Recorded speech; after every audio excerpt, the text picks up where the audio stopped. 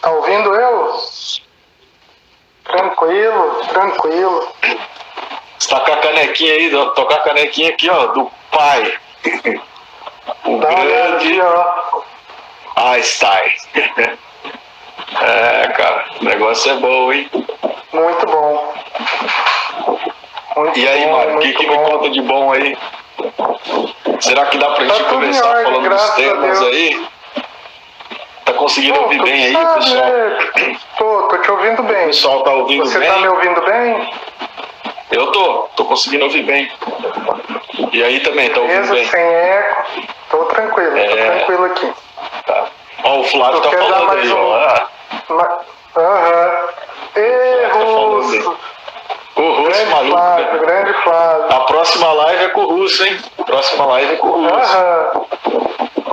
Vamos fazer o negócio render aí. Rafa Fagundes, Aí, grande nossos Rafa. colegas, os nossos colegas estimados de muitas batalhas. E é isso aí, muitas batalhas. Muitas reuniões de estudo. É, a famosa kit do Rafa ali. Som 100%, manda bala aí. Então, tá beleza, o som tá bom. Eu quero ver se o Rafael conhece aquele baixo lá, ó, aquele contrabaixo lá.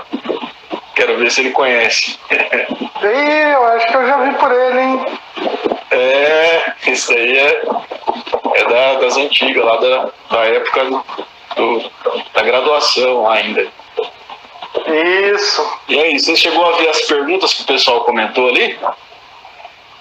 Eu dei uma olhada rápida, mas não me concentrei muito ali. Depois a gente vai fazendo o nosso bate-papo aqui, vai rolando, a gente vai colocando o tema no ar. O que não der tempo da gente falar hoje, a gente combina aqui depois botar uma resposta. Porque eu também não sei, né, Wilson? Porque uma hora é... Uma hora. Na hora que a gente se empolga para falar, ela fica apertada. É, bem isso aí mesmo. E o pessoal tá entrando, só tá aumentando o número de pessoal aí, os telespectadores. Nossa audiência tá chegando aí, os nossos colegas. O Wilson, grande Wilson, fica aqui o meu parabéns para você pelo dia da sua profissão escolhida. Feliz dia do Igualmente filho. para você. Igualmente para você. Valeu, obrigado. Essa profissão tão saudosa que, né, ser físico para mim me deixa muito feliz. É uma coisa que eu falo com orgulho. Não sei se você sabia que eu terminei a graduação em matemática também, né? Mas alguém me perguntou, eu sou físico. Eu nem lembro da história. É diferente, né? Aquela coisa do físico assim, é diferente. Eu não consigo imaginar a minha vida sem a física, não dá. Grande Samuel. Encontramos esses dias atrás aqui em Iamambai, aqui numa parada ali, numa padaria, ele estava passando ali e deu tempo de dar um alô ali. Grande Samuel, fica um salve aí, Samuel. Mas o Wilson estava te falando. Eu estava te falando que a profissão de físico é uma coisa que traz muita satisfação para a gente, né? E eu vejo uma grande importância nessa profissão, porque nós precisamos cada vez mais de pessoas pensadoras, porque você citou aí, né, tu também terminou a matemática, e vendo a matemática e a física, não existe dissiliar, não tem como desvincular uma da outra. Né? A gente está seguindo pro caminho da unificação. Então, assim, ver que é possível, sim, você terminar uma matemática, você terminar uma física, terminar uma química, entender a biologia, sabe, participar da sessão acadêmica é de suma importância para o desenvolvimento como um todo. Hoje nós estamos aqui próximos, porém distantes, por causa da tecnologia, e a tecnologia é fundamentada nisso, né? Então, todo o trabalho de pesquisa ele é de suma importância, as engenharias, tudo, né? Nós estamos caminhando aí para a unificação de tudo novamente, né?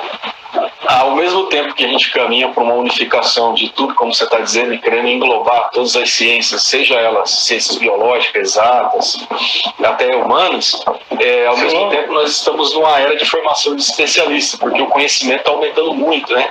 Então, ao mesmo tempo que você tem lá uma pessoa que domina muito uma específica área da tecnologia, você tem outra pessoa que domina uma segunda área da tecnologia.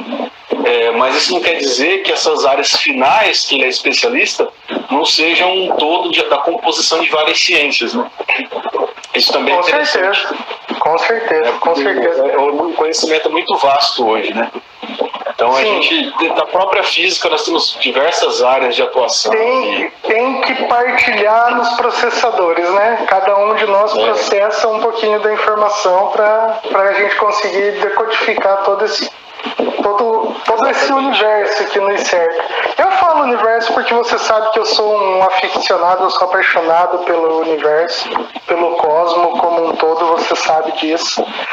Tanto que aceitei, assim, de bom grado o convite para nossa live de hoje, porque é um assunto que, assim, ele realmente nos encanta, né? A gente que é da área, que é apaixonado pela física, que é apaixonado pela ciência, a gente sente qual é a empolgação. E exatamente. A gente quer transmitir isso para as pessoas também se empolgarem com o assunto e também procurarem a pesquisa, também procurarem, né, a informação.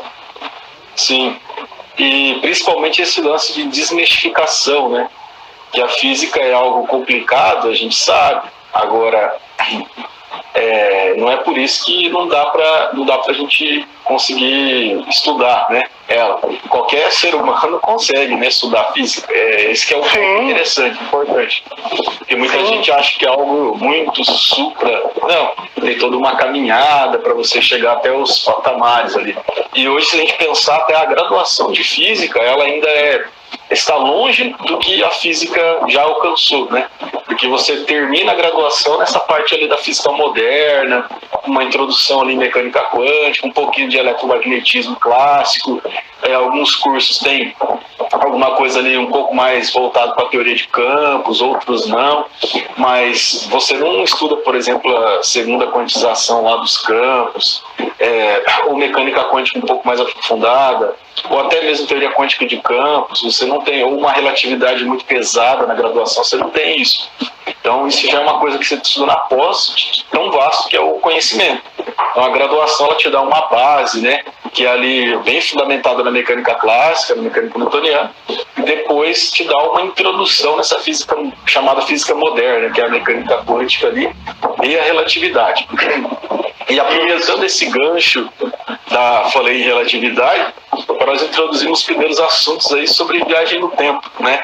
Porque vale a pena a gente fazer essa introdução antes para as pessoas que não conhecem bem o histórico ali, o que o físico estuda, assim, de modo geral, e no final acho que a gente pode falar um pouquinho da atuação do físico hoje, mas essa ideia do que é a graduação, né? Que é essa parte de uma física básica e depois uma intermediária, e aí vai alcançando essa física moderna ali.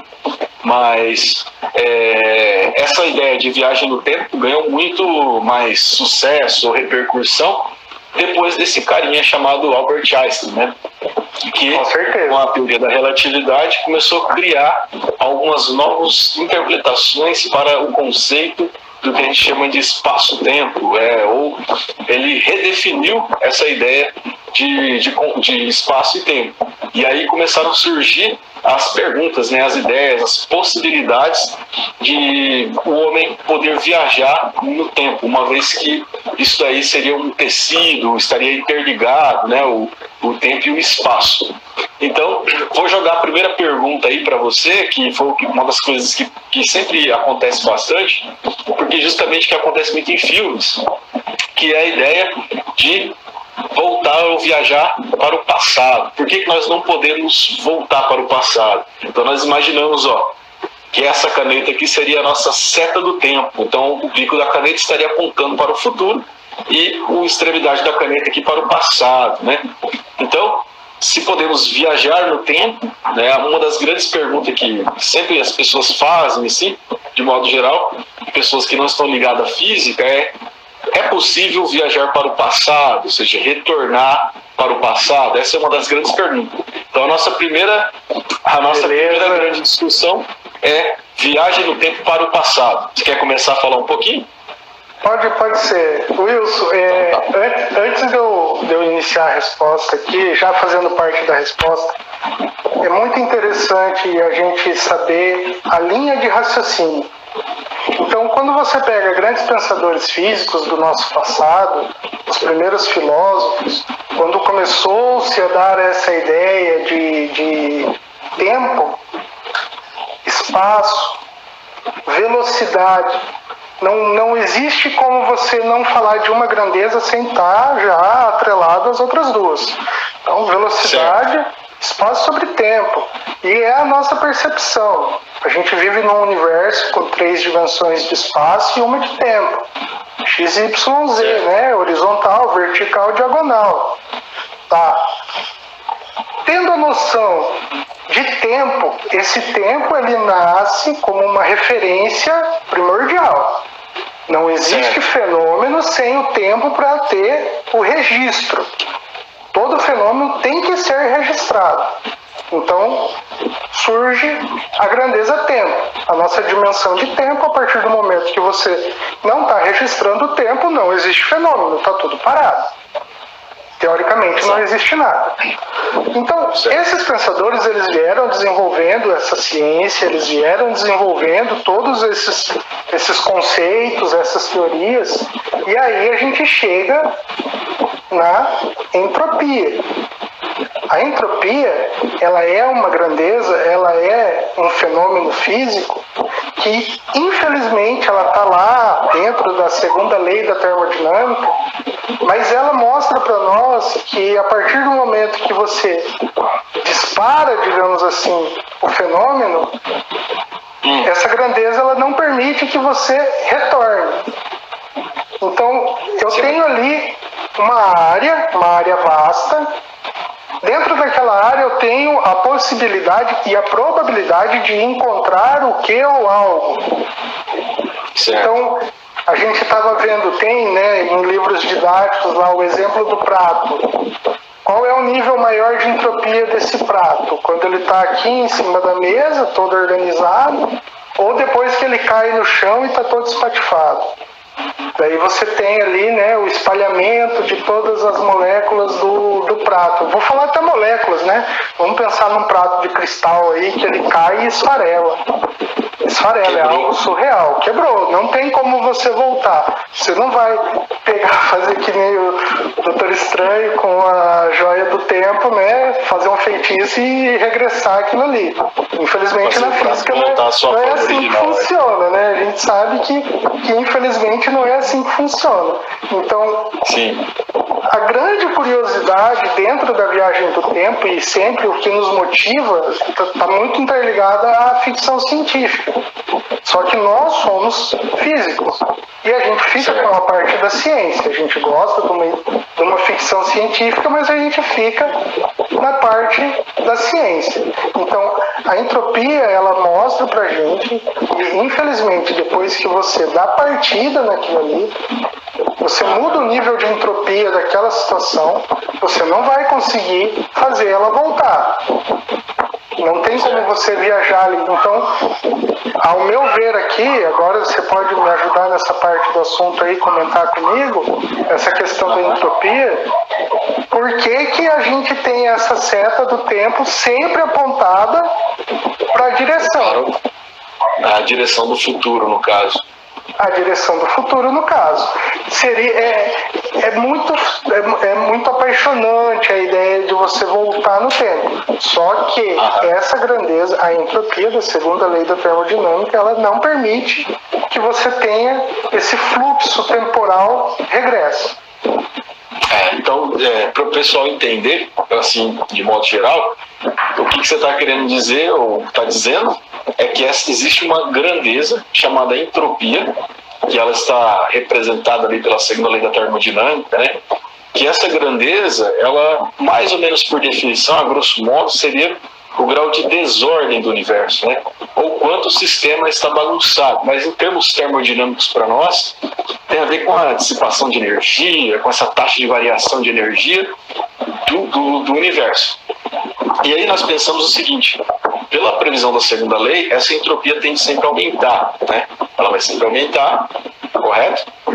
Correto. E a gente não consegue voltar para um estado anterior de entropia menor, que é o exemplo que você deu do prato quebrado. Então eu não consigo ali pegar esse prato que está ali quebrado, reconstituir ele, rejuntar todos os pedacinhos de caco e ele voltar a um estado de menor desordem, voltar para esse estado menor, de menor entropia.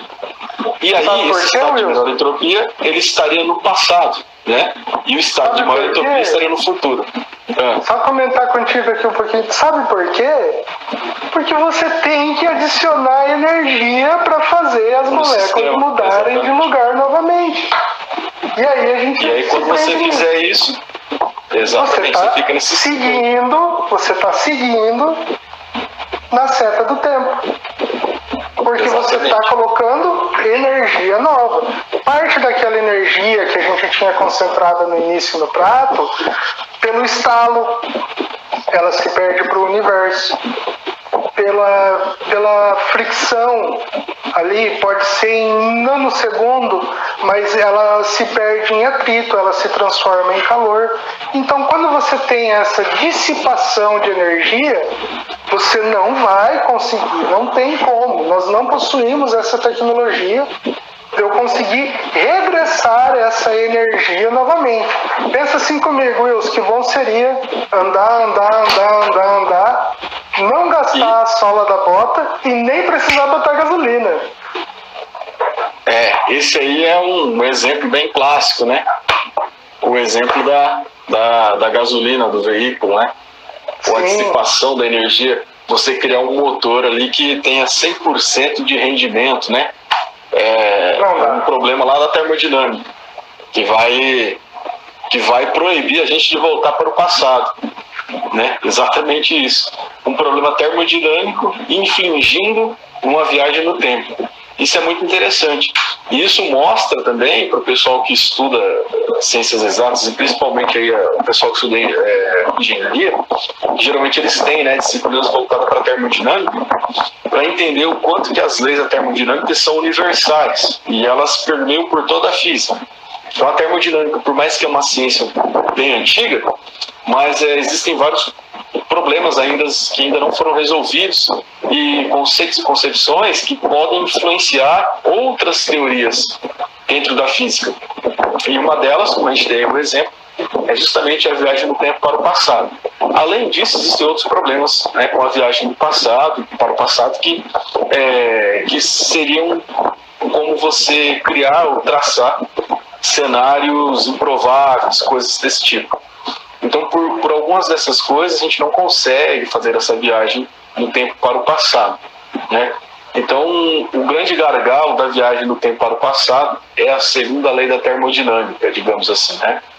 E tem a ver com essa grandeza que é a entropia, que é justamente você modificar um cenário e você não conseguir voltar a esse cenário com as mesmas configurações que estavam antes, sem adicionar uma energia, né? Sem adicionar uma energia extra.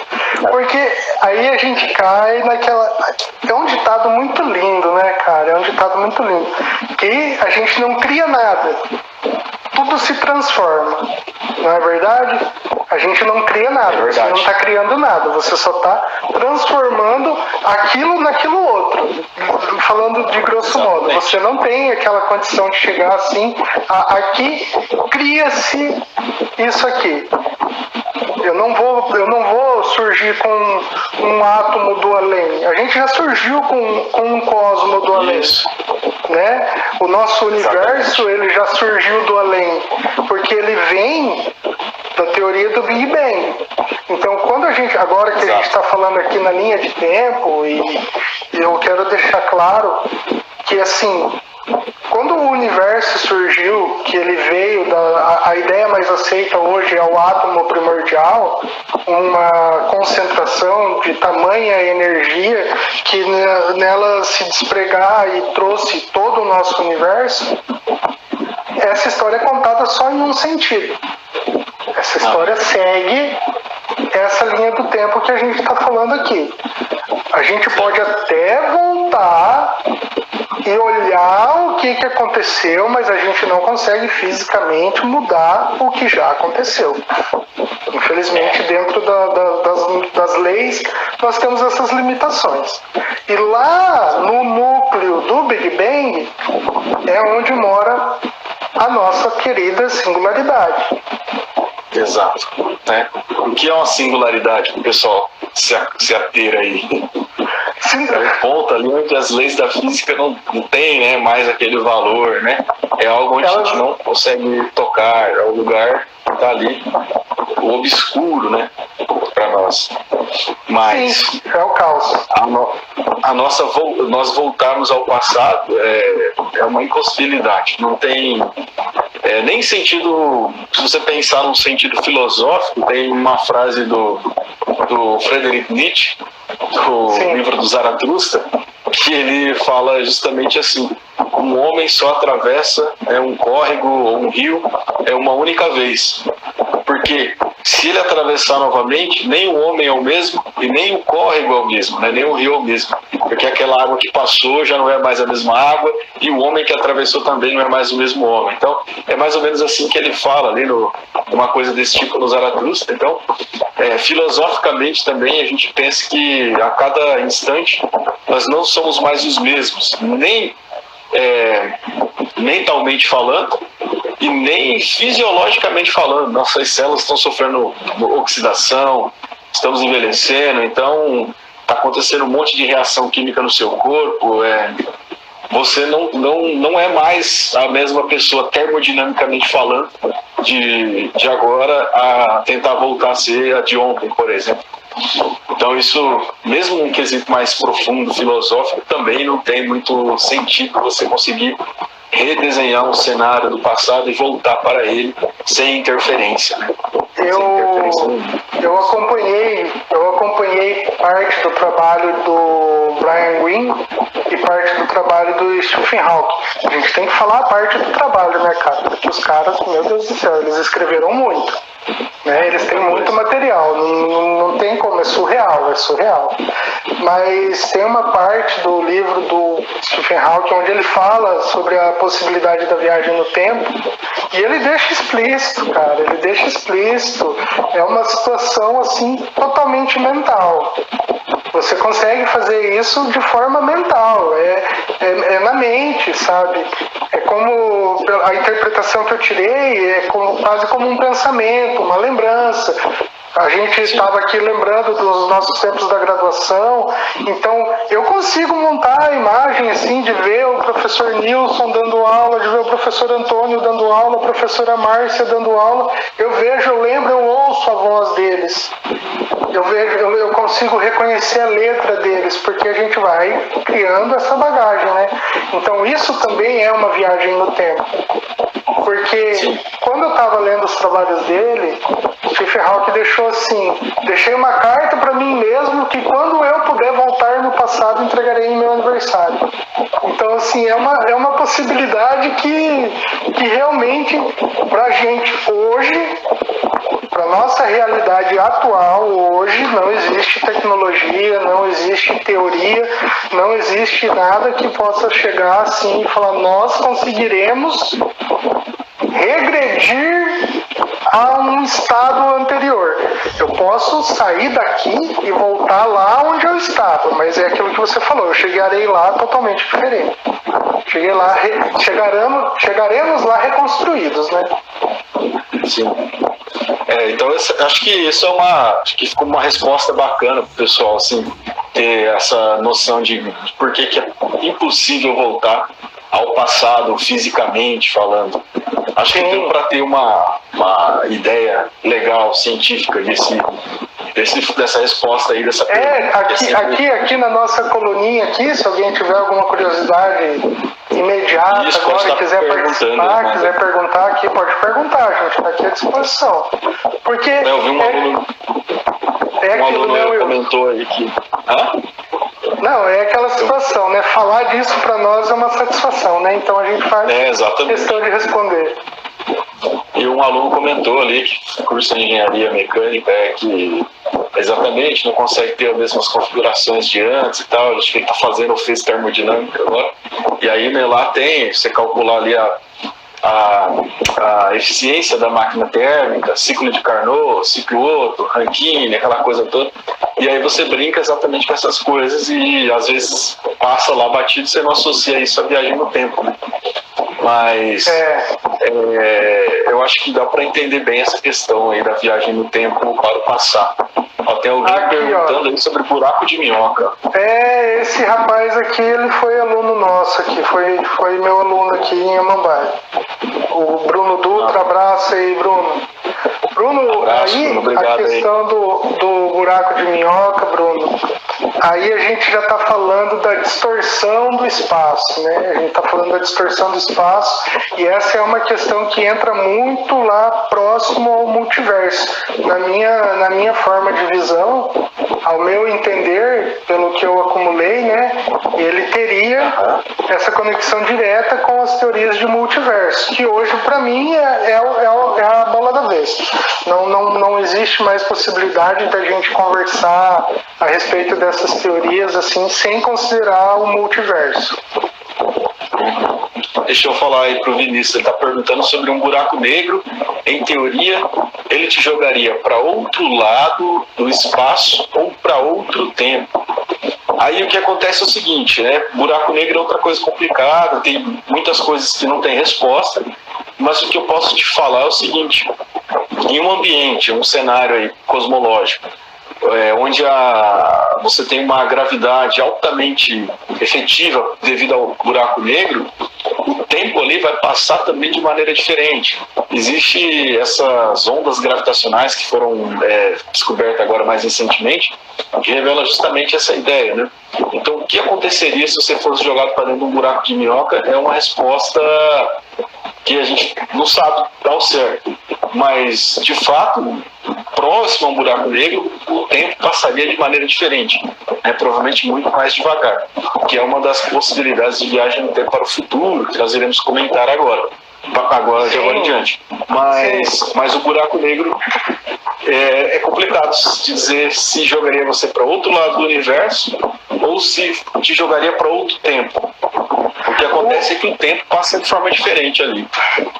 Sim, eu tenho com a minha visão o buraco negro, até onde a gente estudou o buraco negro agora, ele não dá resposta. O buraco negro não responde nada. Ele não responde nada. Você pode pegar, mirar um laser para ele lá, você não vai conseguir medir o efeito dele de jeito nenhum, porque ele leva tudo junto dele. A primeira resposta que a ciência obteve agora do buraco negro foi justamente essa onda gravitacional quântica, que ainda muito pouco se sabe. A matemática lá, ela ainda tem que avançar muito para a gente conseguir entender como é que funciona isso, essa gravitação quântica. Talvez hoje a gente ainda não tenha, os nossos computadores, eles ainda não têm esse superprocessador para aguentar o peso que é esse cálculo. Não é eu, não é o Wilson, não é nenhum cérebro humano, por enquanto, que vai dar conta de esmiuçar toda essa matemática para a gente ter condições de entender, né? Talvez o meu cérebro, o cérebro do Wilson, sirva para dar o primeiro empurrão ali nessa teoria, né? Mas aí a gente vai ter que terceirizar isso daí, tem que colocar o computador quântico também para funcionar ao nosso favor, para dar conta de todos esses cálculos. Então a gente olha lá, hoje a primeira resposta que a gente conseguiu foi essa onda gravitacional. E o legal, Wilson, um experimento conhecido há muito tempo. Ela veio lá do nosso experimento de interferômetro. A ideia dela, né? Foi o interferômetro que conseguiu.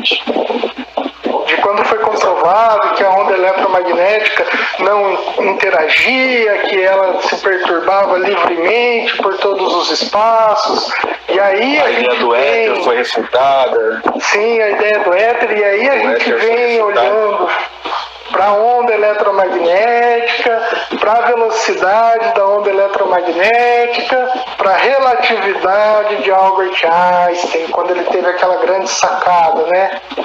A gente teve a matemática do braço, a primeira matemática lá que ela saiu aqui para o fator de Lorentz, né?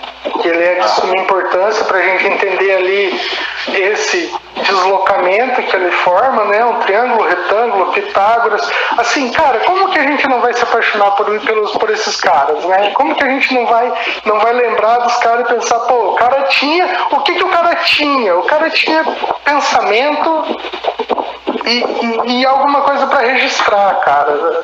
E assim, a matemática estava lá, então eles foram desenvolvendo essas teorias aí eu vejo o Pitágoras, que trouxe pra gente aquele conhecimento ali do triângulo retângulo, o triângulo retângulo que apareceu no fator de Lorentz, o triângulo retângulo que mostra para nós a variação do espaço e tempo dentro da teoria da relatividade, com um observador preso aqui, o outro observador lá fora, ambos olhando para o mesmo feixe, né? E aí a gente se você pega aí, está falando do triângulo retângulo, você está falando aí sobre a você deduzir a equação para a onda, né? Você deduz a equação das cordas vibrantes ali da onda, e aí você chega naquela relação de que a velocidade de propagação para aquele efeito é a raiz quadrada da permissividade e permeabilidade lá dos campos, né? E aí você chega que a velocidade dessa onda é uma constante. Isso é legal, que é exatamente a velocidade da luz, né? Só 300 mil quilômetros por segundo. Isso é o Maxwell, né? Chegou primeiro, acho que foi Maxwell. Sim, Maxwell. Acho que foi Maxwell que chegou primeiro. Foi. As 4 equações de Maxwell. As equações de Maxwell. Os 4 pilares. Mas aí a velocidade da luz... Isso, que a velocidade da luz já tinha sido... A velocidade da luz tinha sido medida experimentalmente com o interferômetro de Max e Morley, né? E aí você tinha um valor medido experimental, né? Ele deduziu um valor e chegou exatamente próximo ali ao valor experimental. E aí concluiu então que a luz era uma onda eletromagnética. Se alguém quer pegar essas continhas aí, tem no próprio livro do Moisés Ozensberg, no volume 3, ele faz lá no capítulo 10 essa demonstração para chegar exatamente na velocidade da luz a partir de... Me deu até um calafrio de lembrar do capítulo. É bem da hora. Me deu até um calafrio de lembrar do capítulo do Moisés, mas tudo bem. Tudo bem, eu consegui. O Teorema de Pitágoras é uma coisa bacana. Uma das equações mais belas que existe, né? E aí você tira uma ideia do último Teorema de Fermat e etc. O Wesley entrou aí, ó, seu brother. Wesley. Formamos juntos. Festa de formatura, eu, Wilson, Flávio, Wesley, Rafa, todo mundo junto lá. Todo mundo junto. O Wesley, vamos fazer uma live, Wesley, falar sobre o ensino da física, cara. Você tem uma bagagem boa aí sobre o ensino da física. Já marquei a live pra semana que vem com o Wesley. Olha aí. Terça-feira da semana que vem, a live com o Wesley. Vamos falar sobre a robótica e nanotecnologia. Ô, louco, aí sim. Massa. Né? Todo mundo aí já fica atento aí. Convidado aí. Terça-feira tem convidando geral aí pra participar da live com o Wesley aí semana que vem. Mas Wilson, deixa eu te falar. Uma das coisas mais lindas que eu vejo dentro da teoria da relatividade é a elegância que ela tem, a simplicidade. A gente estava falando aqui, né, da simplicidade, de um simples triângulo retângulo que vem sendo ensinado para a gente desde o ensino fundamental, né, do nível fundamental, desde quando a gente é criança, e ela chega lá e prova para a gente que, de acordo com a velocidade, nesse caso a velocidade da luz, você tem um comportamento diferente para o espaço e para o tempo. E o que mais me alegra nessa teoria é que Albert Einstein comprovou a teoria da relatividade no Brasil, nas terras de Sobral, quando teve um eclipse e ele veio com uma galera e colocou todo mundo lá e provou que a matemática dele estava correta. A matemática dele estava correta. Foi um experimento que foi dado o nome de efeito de lentes gravitacionais. Não sei se você está por dentro desse experimento. Lentes gravitacionais. É o efeito da gravidade curvar a luz, né? Então, como a luz está ali no espaço, ou em qualquer direção se propagando, passa perto de um corpo supermaciço, ela então é curvada, mostrando que a gravidade acompanha, ela é uma deformação no tecido espaço-tempo. Aí o Einstein conseguiu visualizar isso sem experimento, sem nada, basicamente. E aí, depois que a gente foi feito esse experimento, e ele tentou medir antes de medir no Brasil, mas estava em época de guerra, Segunda Guerra Mundial, uma coisa assim, e ele acabou não conseguindo na Europa fazer essa medida. E aí ia ser possível fazer essa mesma análise aqui no Brasil, né, nesse hemisfério sul, e aí ele conseguiu fazer a medição da curvatura da luz. E aí essa curvatura...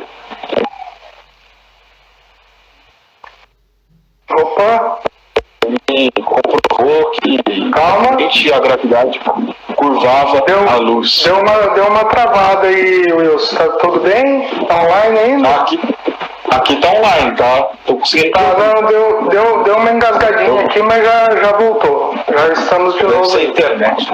Então, beleza. Viu? Esse experimento aí ficou muito famoso em Sobral, né? Sobral. Foi aqui no nosso Nordeste brasileiro. Wilson. Acho que foi uma das únicas vezes que o Einstein veio para cá pro Brasil, né? Acho que é a única vez. É verdade. Deixa eu te falar uma coisa. A gente está falando que a onda eletromagnética, a luz, ela viaja de forma constante e ela não interage com o espaço. A gente estava falando disso agora há pouco, né? Vamos voltar mentalmente no tempo. Agora há pouco a gente comentou sobre isso. Sabe por que a física nunca para? Sabe por quê? Porque o raio de luz fez a curva. Porque o raio de luz fez a curva. Aí o cara me pergunta, por que ele fez a curva? Ele fez a curva porque, de certa forma, a luz interage com espaço e tempo. Ela faz parte desse jogo. Sabe? Ela faz parte desse jogo. Então, eu tenho lá um objeto supermassivo que está gerando um buraco negro, que ele está curvando o espaço, a gente imaginar o espaço curvo é uma coisa simples, né? Você tem algo material, você tem ali um algo que você pode manipular, que você pode manusear. E aí a gente está falando do tempo, que vai estar registrando todos os fenômenos que estão ocorrendo. E aí a gente tem o louco, que é a luz. A luz é o louco, ela está solta. Ela não dá moral para ninguém, ela não interage com ninguém, ela vai embora livre, leve e solta. Só que ela interage com o espaço, com o tempo. Ela interage com a gravidade. E é por isso que a gente não pode parar de estudar, é por isso que a gente tem que continuar calculando, é por isso que a gente tem que continuar especulando, e é por isso que a gente tem que continuar forçando o nosso cérebro a entender como as coisas funcionam. Sabe? Não é porque essa teoria foi posta, provada e comprovada que ela vai ter que acabar eternamente sendo assim. Ela pode sofrer e ela deve sofrer, ser contestada. Né? A gente tem que olhar para ela e pensar, mas por que a luz está fazendo a curva? Ela está fazendo a curva justamente porque a gente está entrando nesse campo agora da gravitação. A gravitação quântica, ela está vindo junto.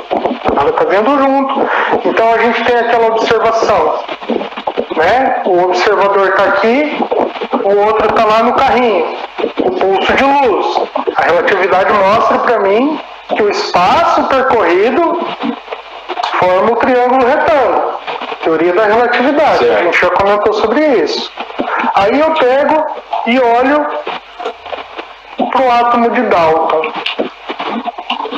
Você pega e olha para a ideia de Dalton. Dalton, como que era? Wilson, fala para mim. Qual era o modelo atômico de Dalton? Os primeiros modelos que surgem, né? Atômico. Porque teve uma evolução, né, de todos esses modelos. Uma esfera maciça. Com a eletrosfera. Isso, com a uma esfera maciça, um ponto indivisível. Um ponto indivisível. Para mim, hoje, Wilson, eu olho para o modelo atômico de Dalton, e aí é aquilo que você falou, sofreu a evolução. Então, estava lá. O modelo atômico de Dalton é errado? Ele não é errado. Não era. Não, ele não é errado. Ele, dentro do raciocínio que ele teve, dentro da aplicação que ele colocou, era a mais pura verdade. É isso ali, ó, o átomo maciço. Aí, daquele átomo maciço, nós começamos a esmiuçar. Aí vem as cargas negativas ao redor, depois vem o núcleo, né? Rutherford, Bohr, o átomo de Thomson, de Rutherford, de Bohr, e aí entram as partículas elementares. Eu tenho o elétron, e aí eu tenho o próton e o nêutron formando o nosso átomo. Mas lá no próton e no nêutron, quem estão lá? Quark up, quark down. E lá no quark, quem que tá? E aí assim a gente foi esmiuçando. E agora a gente voltou pro modelo de Dalton de novo. Sabe por quê? Porque a gente dividiu de novo a matéria e chegou de novo num ponto indivisível. Só que esse ponto indivisível, ele perdeu a característica da esfera maciça e ganhou a característica de uma superfície unidimensional. Então vamos fazer agora um experimento mental. Imagina uma superfície, uma dimensão, estou falando de uma dimensão. Independente a direção que você olhar, você vai presenciar a mesma coisa. Olhando para cima, olhando para baixo, olhando para qualquer direção, eu vou olhar para aquilo ali e vai ser simplesmente a mesma coisa. Uma superfície. Sem espessura, sem largura, sem nada. Só que essa superfície é nervosa. Bem mais nervosa que o átomo de Dalton. Porque o átomo de Dalton, eu ainda conseguia posicionar ele e falar, aqui está o átomo de Dalton. Agora eu cheguei nessa superfície, e aí o princípio da incerteza está na nossa bota, olhando para o elétron, né? Qual é o grande problema romântico do físico? Fala aí para mim, Wilson. Né? Você tem um momento, você perdeu o tempo. A hora que você chega no tempo, você perdeu o momento. É aquela situação, né? Então, a gente está lá nessa superfície do universo quadridimensional. X, Y, Z e T. Só que essa superfície ela é tão nervosa, e ela é tão agitada, e ela vibra de uma forma tão louca e alucinada, que ela acaba parecendo uma esfera novamente. Só que como que eu vou ter uma esfera dentro de uma única dimensão? Colocando dimensões extras. Quantas dimensões? Nesse caso, eu estou dobrando. O fator ele dobra novamente, então eu tenho 3, o dobro de 3, 6. Você vai lá e carca mais 6 dimensões junto. E junto do tempo. E aí a gente tem lá 10 dimensões. Como como eu estou colocando todas essas dimensões dentro da mesma situação, a gente chega nas 11 dimensões, que são 10 de espaço e uma de tempo, da teoria das cordas. Teoria das cordas. É o modelo mais completo, né, de todos até agora, digamos assim. É a teoria de cordas. É o modelo mais tenta dar uma maior completeza assim, para explicar o universo com todas as suas sucumbências, né, digamos assim. A matemática da teoria das cordas, Wilson, ela é fantástica porque ela aponta para o lado do tempo que a gente não tem. Ela aponta para o infinito, para o lado oposto do infinito que a gente sempre olha. A gente é acostumado a olhar para o infinito adiante. Né? O Big Bang, ele veio, o átomo primordial, passaram-se milhares de anos, aquele plasma, aquela região super quente, ela foi afastando, ela foi ganhando aquele molejo, e foi se aglomerando, foi se aglutinando, e foi se resfriando, e chegamos onde estamos. E aí, a hora que você olha para essa direção do cosmos, ela é infinita. Ela é infinita. O universo, hoje, você pode considerar como ele sendo infinito. Eu não consigo. Você consegue achar? E a gente entra lá naquelas teorias do horizonte, né? Das linhas de horizonte. As palavras do próprio Einstein, né? O universo é do tamanho que você quer que ele seja, né? O seu universo é infinito. Não tem como você dimensionar a partir dessa ideia aí do princípio, do primórdio ali, né? Exatamente. Vamos pensar em... Pode falar. Eu ia falar para a gente pensar em tentar responder ou explicar para o pessoal por que viajar para o futuro no tempo é possível, né? Para a gente comentar um pouquinho sobre o paradoxo do Gêmeos ou o paradoxo do avô e neto. Sabe aqueles paradoxos do chavão que tem na relatividade natural? Não, eu adoro o paradoxo dos Gêmeos. O paradoxo dos Gêmeos, eu acho ele fabuloso. E aí eu estava uma vez conversando, né? E aí o cara pegou e tentou me convencer que o gêmeo que está na nave, vamos esclarecer aqui o paradoxo dos gêmeos, né? Dos gêmeos, isso. Vamos supor que eu e o Wilson Passos somos irmãos gêmeos, exatamente nascidos alguns instantes um após o outro. Nós temos a mesma idade aí. Como o Wilson é um cara mais animado do que eu, ele preferiu ir na nave. Ele preferiu ir na nave que ele queria olhar o espaço, queria olhar o universo, e eu fiquei aqui no planeta Terra comendo churrasco, tomando chimarrão e assistindo a nave dele se afastar. Então tá, o Wilson está indo. Numa determinada situação, coloca-se que a nave do Wilson está se afastando a uma porcentagem da velocidade da luz, próxima, né? Porque a gente sabe que matematicamente ali na teoria a gente não consegue chegar, até daqui a mais tarde um pouco a gente fala sobre essa questão de não poder atingir a velocidade da luz, mas o Wilson está viajando próximo à velocidade da luz e eu fiquei. Isso aconteceu há pouco tempo atrás, por isso que o Wilson chegou aqui agora, jovem, guri novo ainda, sadio, né? Tá aí, ó, não tem nem cabelo branco ainda, e eu tô aqui, nessa situação, né? Mais velho que o meu irmão, mais velho que o meu irmão. O que aconteceu? O que se passou? O que se passou? O que se passou é que pro Wilson o tempo contou de uma maneira e para mim o tempo contou de outra maneira.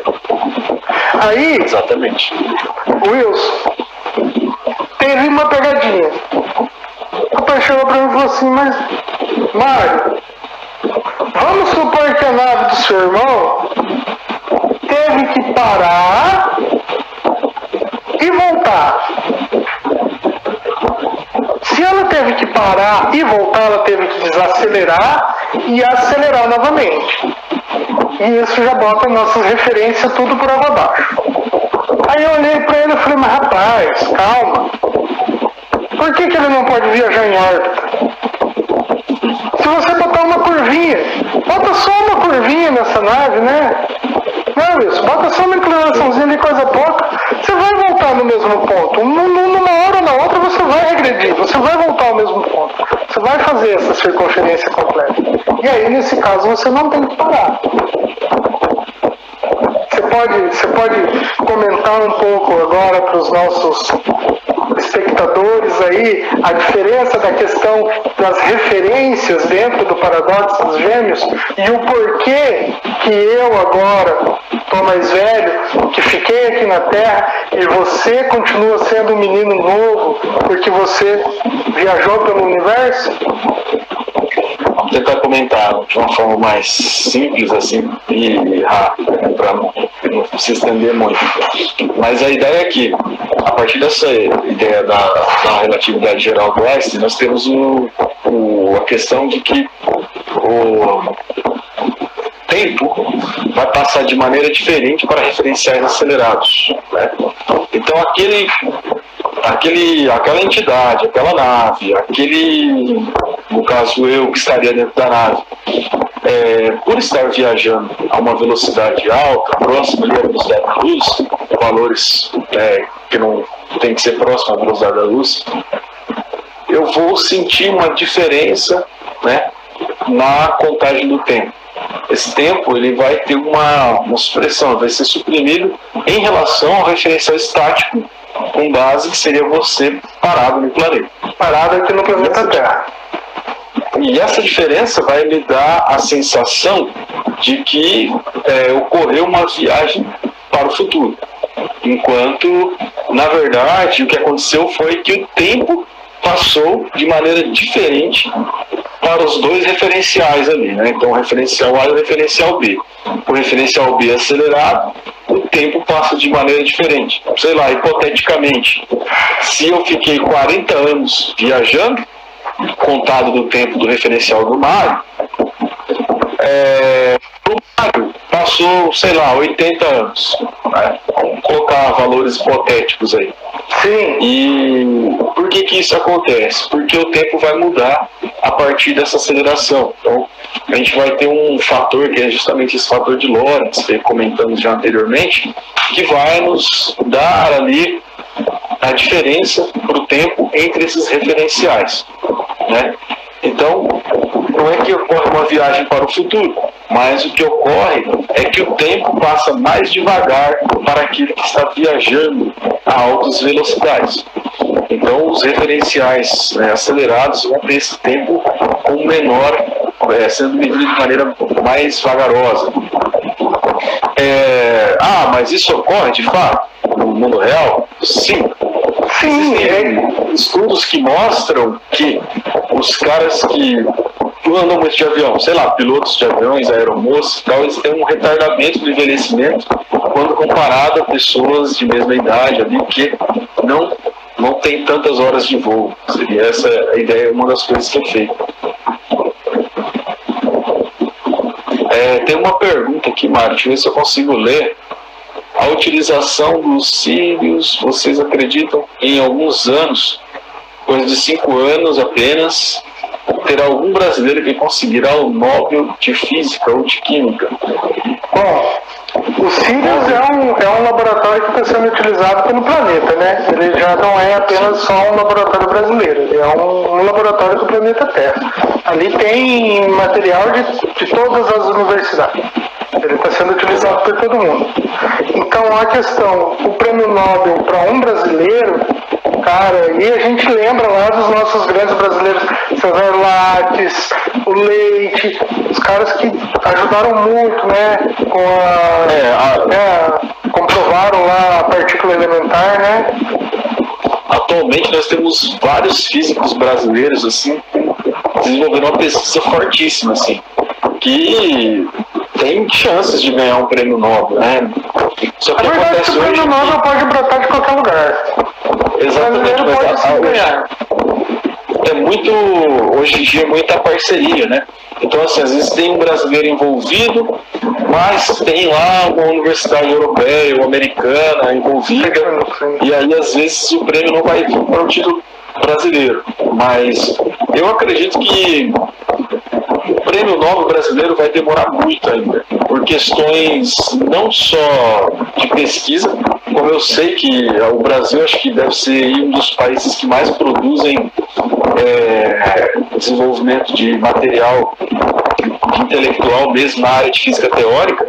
O Brasil está na ponta, assim, compete com os grandes centros mesmo, mas por questões políticas mesmo, né? Quando eu falo questões políticas, é questões de interesses e divergências, tanto dos setores científicos externos quanto dos setores científicos internos. Eu acho que é uma demanda, assim, uma certa imposição, né? O Brasil é muito visto ainda por muita gente como uma colônia, né? Uma coisa assim, uma grande colônia. E muitas pessoas grande parte ainda a gente é uma aldeia. Eu respeito assim, o Brasil com o potencial e com a grande nação que ele é. E eu acho que isso dificulta muito a questão de um prêmio Nobel. Só tem que ter um trabalho de pesquisa exuberante, né? A gente sabe que não é isso. Isso aconteceu com o próprio César Lattes, né? Quem tem a plataforma Lattes, o currículo Lattes, sabe, não sei se sabe, mas é devido a esse grande físico, né? César Lattes, que foi o físico brasileiro mais próximo ali de ter um prêmio Nobel. Ele trabalhou com a equipe que ganhou o prêmio Nobel, né, por descobrir uma partícula elementar, que é chamada de Meson Pi. Ele fez toda a parte experimental, fez todo o trabalho de identificação, mas o prêmio Nobel foi o chefe da equipe, que era norte-americano. Essa situação se encaixa no próximo comentário que o Lucas fez ali, né? De ter um brasileiro envolvido, teve esse envolvimento do César Lattes no prêmio Nobel. Né? Teve esse envolvimento ali. De certa forma, isso aconteceu. Mas, Wilson, como é que está o nosso tempo aí? Quanto tempo a gente tem ainda de live? A gente pode falar aí mais uns 10 minutos aí. Tá, beleza. Tá. Mas só para dar um final nessa história do prêmio Nobel, assim, o César Lattes, apesar de não ganhar o prêmio Nobel, mas ele conseguiu muita coisa na física, né? No Brasil, assim, o CDPF, que é o Centro Brasileiro de Pesquisas Físicas, foi desenvolvido ali depois que teve esse grande boom na física nuclear brasileira. A gente tem José Leite Lopes, que a gente citou aí, você citou, que está ali como um dos pioneiros, desenvolveu o Departamento de Física e Matemática da USP, essa coisa toda. Então, a gente tem o próprio Feynman veio no Brasil por causa desses caras, né? O Feynman não ia vir para o Brasil à toa. Não, ele veio porque... o Sirius também não chegou aqui à toa, não. O Sirius não aconteceu à toa no Brasil também, não. O Brasil tem, ele tem uma força aí, a gente possui essa força. A gente tem uma força muito grande, assim, na ciência. Eu acho que o prêmio Nobel vai ser uma consequência, né? E agora, eu falar o tempo é complicado dizer 5 anos, 10 anos. O tempo é relativo. O tempo é relativo. Claro que nós queríamos um prêmio Nobel, e eu, de preferência, queria que o primeiro prêmio Nobel brasileiro fosse na física, não por achar que as outras áreas não estejam tão desenvolvidas, mas porque eu acho que a física brasileira, eu conheço vários lugares, assim, é algo forte. O pessoal que estuda física no Brasil, assim, principalmente nos lugares que eu conheci, Nordeste, Minas, São Paulo, São Carlos e Paraná, Rio Grande do Sul, que são centros que eu conheci, o pessoal é aficionado. Quem estuda física gosta de estudar física e leva com seriedade mesmo, assim, de um ponto de vista mesmo romântico da coisa. Você não vai encontrar um cara aí que estuda física e tal.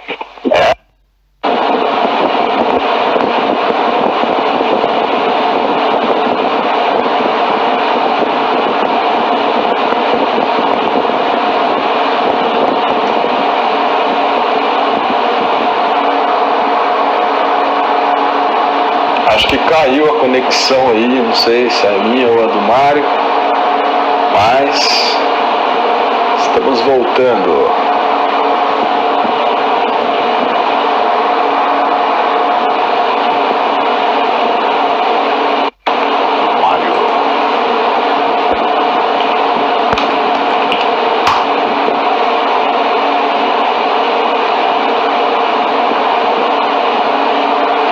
Caiu a conexão aí, já estamos voltando.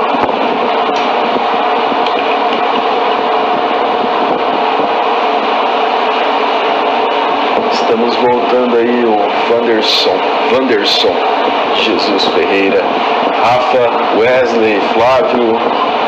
Vamos voltar aqui para finalizar. Já nós estamos voltando. Nós estávamos falando justamente sobre a questão da força da física brasileira, né?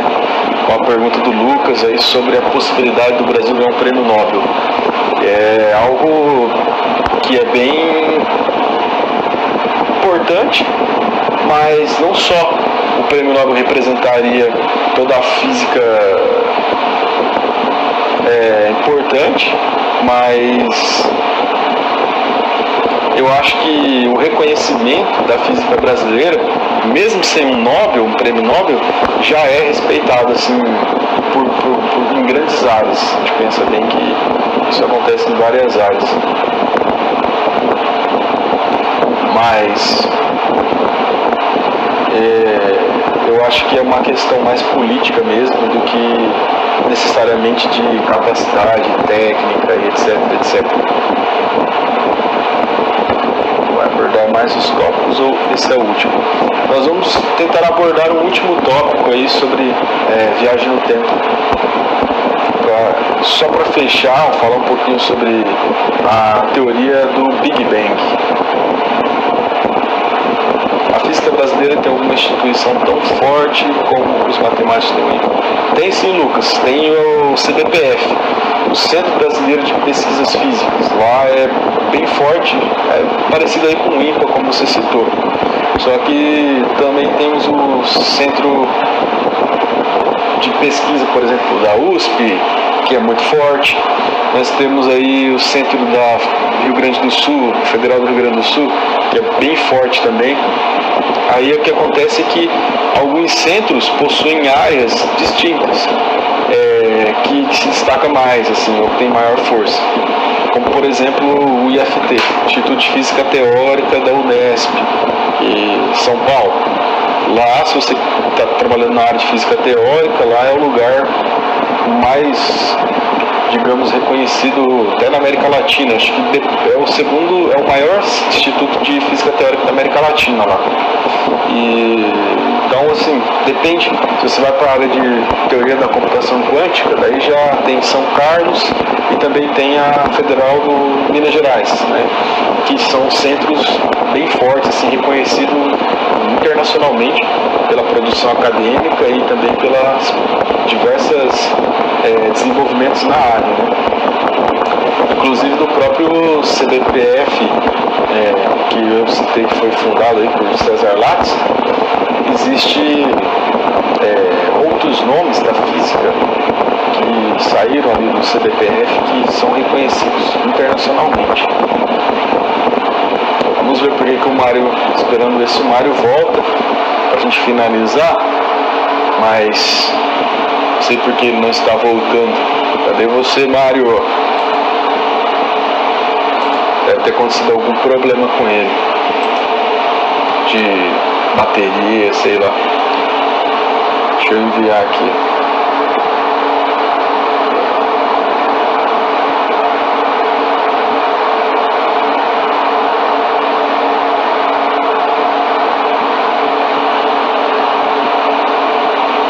Opa, Vinícius, Valdemir, a Estela, o pessoal todo que entrou aí, assistiu a live.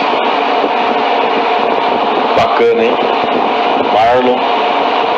Ó, o Mário entrou agora. Ela vai pedir para conectar, provavelmente. Agradecer o pessoal que entrou aí na live, assistiu. Nossos comentários aí. Vai ser uma primeira live de uma série de lives aí que nós pretendemos fazer. Opa! Não só com o Mário. Mário voltou! Aê! Nós balanga, mas não cai. Eu acho que deu 1 hora de live. Deu. Por isso que eu te perguntei do tempo, que eu achei que já tava mais pelo fim ali. A próxima live, João, nós vamos divulgar nas redes sociais, mas a ideia é ser 1 por semana. O Rafa Fagundes Rafa Fagundes, nosso brother, né? Vem nos visitar no MS, Rafa. Né? Aí vários. Embora, não volta mais agora. Vários alunos conhecidos que viraram amigos, chegando por aí. Legal. Tem várias pessoas que eu não conheço, mas deve ser aluno seu, né?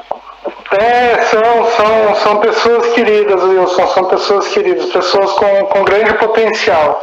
Pessoas com grande... E a gente tem alunos em comum, cara. Eu tive aqui, teve uma galera minha aqui que eu consegui incentivar a ir lá assistir suas aulas lá. Oh, aí sim. Nós vamos fazer o seguinte, Mário, para a gente dar uma finalizada também. Isso. Vamos deixar pode ser você primeiro, uma mensagem para alunos que vão ingressar na graduação, estão aí no ensino médio, estão estudando, e também para pessoas que gostam de estudar ciência, que às vezes tem lá o seu serviço, mas é um amante da ciência. Uma mensagem para motivar essa galera a nunca parar de estudar, mesmo que seja ler um livro, uma revista de divulgação científica, alguma coisa assim para ficar sempre por dentro da ideia. E também para todos os físicos, que hoje é o dia do físico, que está assistindo aí. Hoje é o dia do físico. Feliz dia do físico. Então, hoje é o dia do físico, então deixa uma mensagem aí, fala aí pro pessoal. Uma coisa aí legal para todo mundo ficar com uma boa impressão da física aí. Hoje, Wilson, eu caminho. Quem me vê caminhando na rua hoje, eu caminho do mesmo jeitinho. Se eu tô indo no banco buscar meu salário, se eu tô fugindo do ladrão, é tudo a mesma coisa. Quem me olha caminhando é tudo do mesmo jeitinho, agarrado nas duas bengalas ali, eu vou no meu passito e vou embora. Aí, só que antes, quando eu era mais jovem, né, tava lá na motoca e tal, né, que a gente tava naquela situação que nem diz naquela época, que a gente era possuído pelo inimigo, né, cara, né, que a gente era todo acelerado, assim, as pessoas chegavam pra mim e falavam, cara, o que tu faz? Não, eu estudo física, o cara, eu olhava, né, cara, fortão, né, educação física, não, é física sem educação. Ficava bem sério assim, não, é física sem educação. Né? Então, assim, a gente sempre brinca com isso daí, porque, cara, você que está ouvindo a gente, você que acredita, fé. Se Newton conseguiu, se Einstein conseguiu, se o Wilson conseguiu, se eu consegui, se milhares de pessoas já conseguiram, você também consegue. Você também consegue. E as pessoas fazem aquilo que tem vontade. Fazem aquilo que tem vontade de fazer. Então, se você sente vontade de estudar, estuda. Se você não sente vontade de estudar, vai trabalhar. Vai atrás de arrumar o que fazer, vai fazer qualquer coisa, só não vale ficar parado, só não vale virar raiz. Até a raiz tem a sua função, né? Mas é aquela situação, o ser humano faz só aquilo e aquilo que ele bem entende, aquilo que ele quer fazer, a gente só faz aquilo que a gente tem vontade de fazer. Então, se você está na dúvida, faz. Porque daí você vai ter a certeza que você não quer. Porque se você ficar na dúvida e não fazer, você nunca vai ter a sensação de poder falar, eu tentei, eu consegui. Essa semana agora eu estava olhando, vendo os nossos vídeos antigos lá e eu vi a minha entrada na formatura. E eu lembro, o combinado era 30 segundos. Ó, tu deixa uma musiquinha aí de 30 segundos. Opa! Não só com o Mário. Mário voltou! Aê! Na balanga, mas não cai. Eu acho que deu 1 hora de live. Deu. Por isso que eu te perguntei do tempo, que eu achei que já tava mais pelo fim ali. A próxima live, João, nós vamos divulgar nas redes sociais, mas a ideia é ser 1 por semana. Ó, Rafa Fagundes, nosso brother, né? Vem nos visitar no MS, Rafa. Né? Aí vários. Embora, não volta mais agora. Vários alunos conhecidos que viraram amigos, chegando por aí. Legal. Tem várias pessoas que eu não conheço, mas deve ser aluno seu, né? São pessoas queridas, Wilson, são pessoas queridas, pessoas com grande potencial. Pessoas com grande... E a gente tem alunos em comum, cara. Eu teve uma galera minha aqui que eu consegui incentivar a ir lá assistir suas aulas lá. Oh, aí sim. Nós vamos fazer o seguinte, Mário, para a gente dar uma finalizada também. Isso. Vamos deixar pode ser você primeiro, uma mensagem para alunos que vão ingressar na graduação, estão aí no ensino médio, estão estudando, e também para pessoas que gostam de estudar ciência, que às vezes tem lá o seu serviço, mas é um amante da ciência. Uma mensagem para motivar essa galera a nunca parar de estudar, mesmo que seja ler um livro, uma revista de divulgação científica, alguma coisa assim para ficar sempre por dentro da ideia. E também para todos os físicos, que hoje é o dia do físico, que está assistindo aí. Hoje é o dia do físico. Feliz dia do físico. Então, hoje é o dia do físico, então deixa uma mensagem aí, fala aí pro pessoal. Beleza. Uma coisa aí legal para todo mundo ficar com uma boa impressão da física aí. Hoje, Wilson, hoje eu caminho. Quem me vê caminhando na rua hoje, eu caminho do mesmo jeitinho. Se eu tô indo no banco buscar meu salário, se eu tô fugindo do ladrão, é tudo a mesma coisa. Quem me olha caminhando é tudo do mesmo jeitinho, agarrado nas duas bengalas ali, eu vou no meu passito e vou embora. Aí, só que antes, quando eu era mais jovem, né, tava lá na motoca e tal, né, que a gente tava naquela situação que nem diz aquela época que a gente era possuído pelo inimigo, né, cara, né, que a gente era todo acelerado, assim, as pessoas chegavam pra mim e falavam, cara, o que tu faz? Não, eu estudo física, o cara, eu olhava, né, cara, fortão, né, educação física, não, é física sem educação. Ficava bem sério assim, não, é física sem educação, né? Então assim, a gente sempre brinca com isso daí, porque, cara, você que tá ouvindo a gente, você que acredita, fé. Se Newton conseguiu, se Einstein conseguiu, se o Wilson conseguiu, se eu consegui, se milhares de pessoas já conseguiram, você também consegue. Você também consegue. E as pessoas fazem aquilo que têm vontade. Fazem aquilo que têm vontade de fazer. Então, se você sente vontade de estudar, estuda. Se você não sente vontade de estudar, vai trabalhar. Vai atrás de arrumar o que fazer, vai fazer qualquer coisa, só não vale ficar parado, só não vale virar raiz. Até a raiz tem a sua função, né? Mas é aquela situação, o ser humano faz só aquilo e aquilo que ele bem entende, aquilo que ele quer fazer, a gente só faz aquilo que a gente tem vontade de fazer. Então, se você está na dúvida, faz. Porque daí você vai ter a certeza que você não quer. Porque se você ficar na dúvida e não fazer, você nunca vai ter a sensação de poder falar, eu tentei, eu consegui.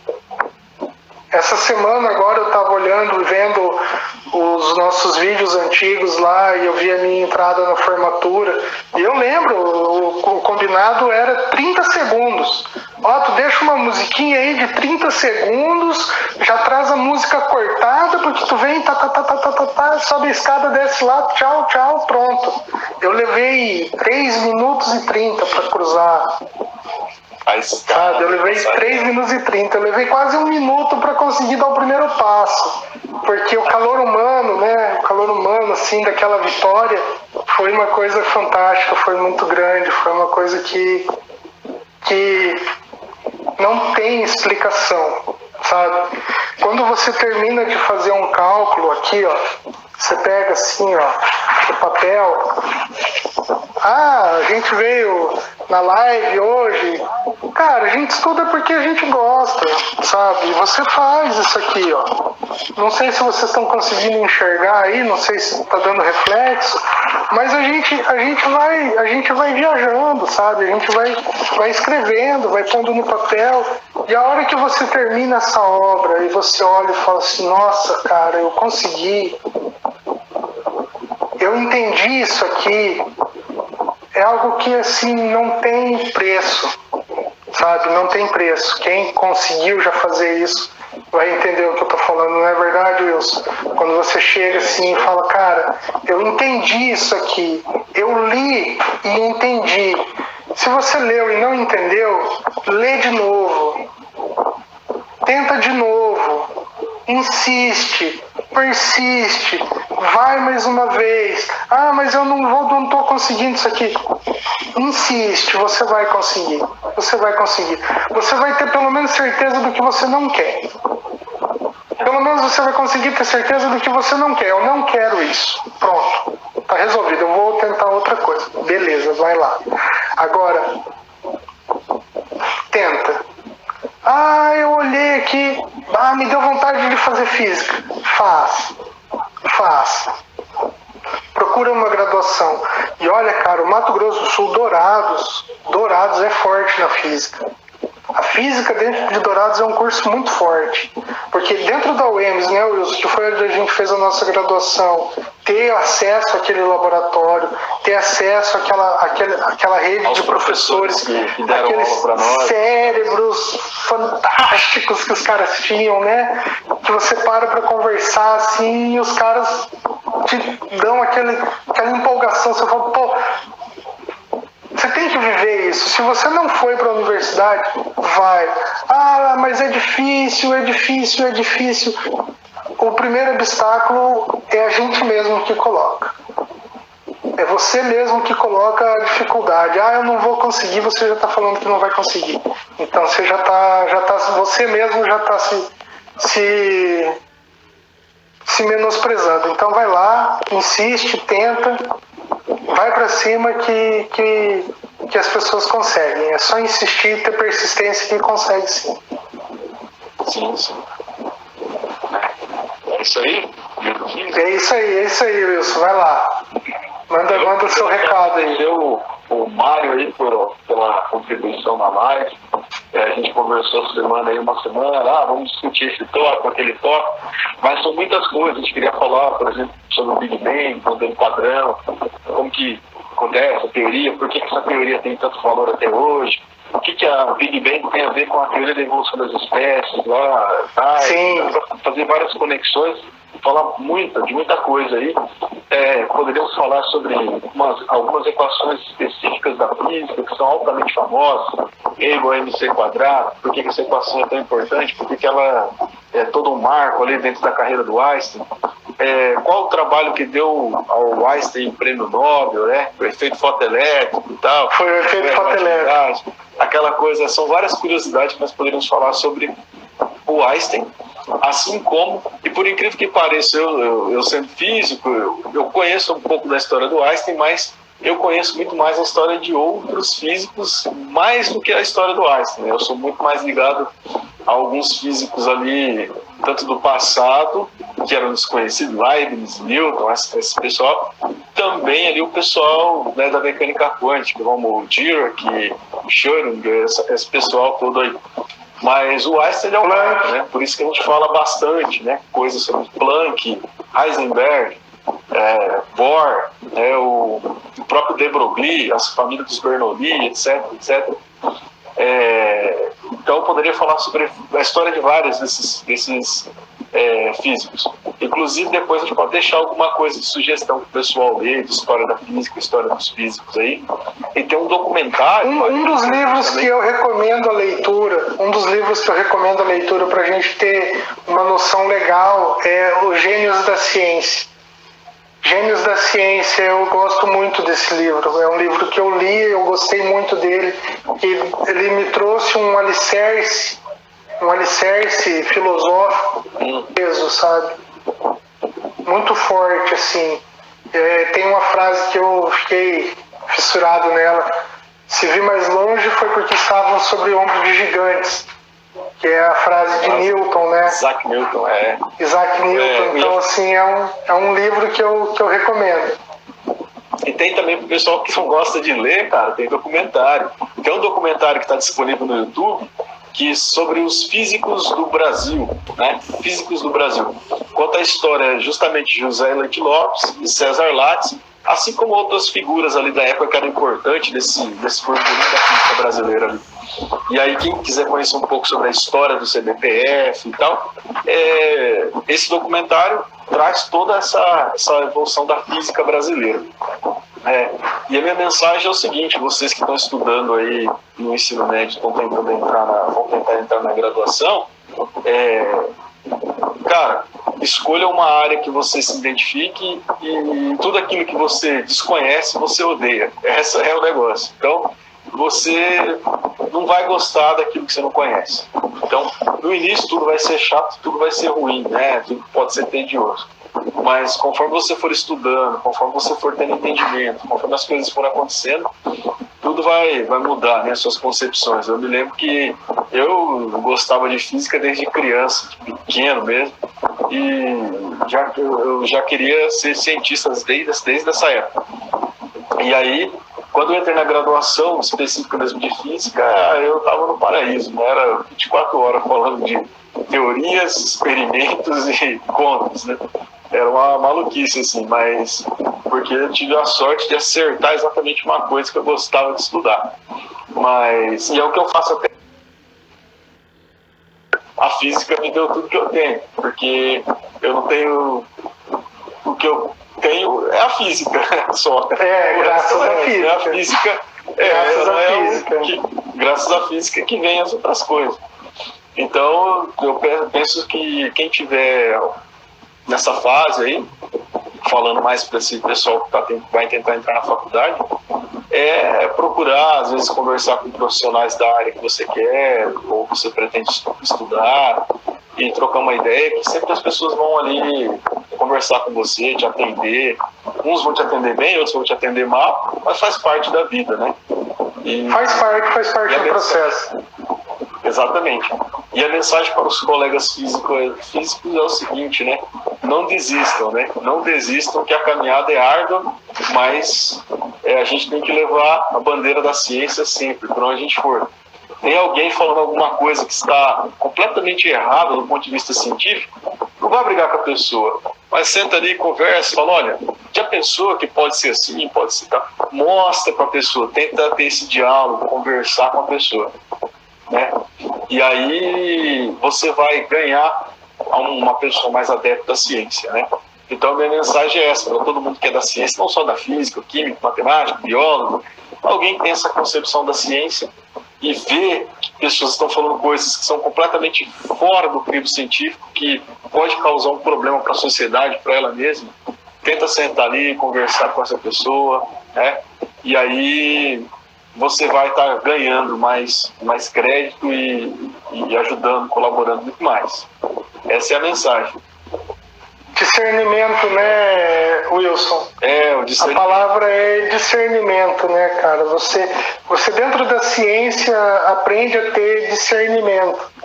Você chegar assim e ter condições de poder ter um raciocínio organizado a respeito de um determinado assunto e aprender a olhar com vários olhos, vários olhares a mesma situação. Isso é física, né?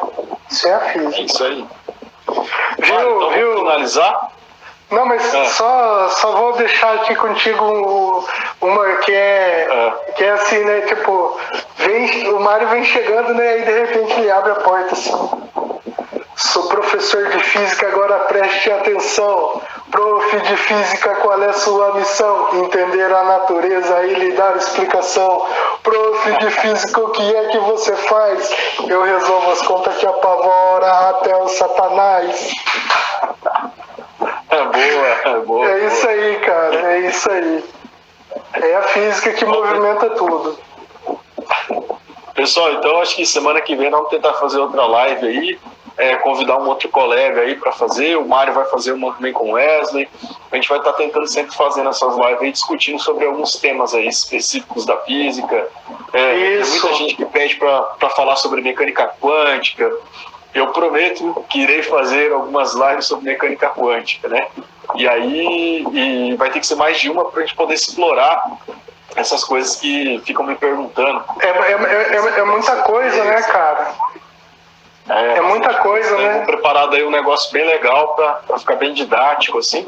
Né? E aí vou tentar gravar as lives, como já pediram aí, para poder colocar no canal. Tem um canal no YouTube lá, onde eu posto bastante resolução de exercício, né? E aí eu vou tentar fazer isso, né, no futuro. Mário, agradecer você aí pela atenção. Precisando da gente... Eu que agradeço aí, Wilson. Eu que te agradeço, cara, deixar aí... assistiu também. Deixar um grande abraço a todo mundo que teve a paciência aí para acompanhar o nosso bate-papo. E é aquilo que você falou, né, cara? Uma live só, às vezes é pouco. A gente tem que esquadrejar melhor o assunto aí, pegar um tópico e trabalhar bem ele, focar bem ele ali pra gente conseguir, porque a física é vasta demais, a gente viaja mesmo. Aí, só para comentar a respeito da viagem do tempo, Wilson, esses dias atrás eu tive uma conversa com um colega meu que está nos Estados Unidos, né? Ele está lá na Califórnia, está trabalhando no museu lá, ele é biólogo. E aí ele, conversando comigo, assim, a gente conversando, aí eu perguntei para ele, que hora que é aí? Para ele era 5 horas da tarde. E para mim aqui era 8 horas da noite, né? Aí eu falei, cara, tô ligando pro passado, eu tô viajando no tempo. Eu falei pra ele, eu tô viajando no tempo. Né? Assim, a filosofia nos permite isso, né? É mais ou menos isso, né? É mais ou menos isso. Só que a seta do tempo sempre na mesma direção.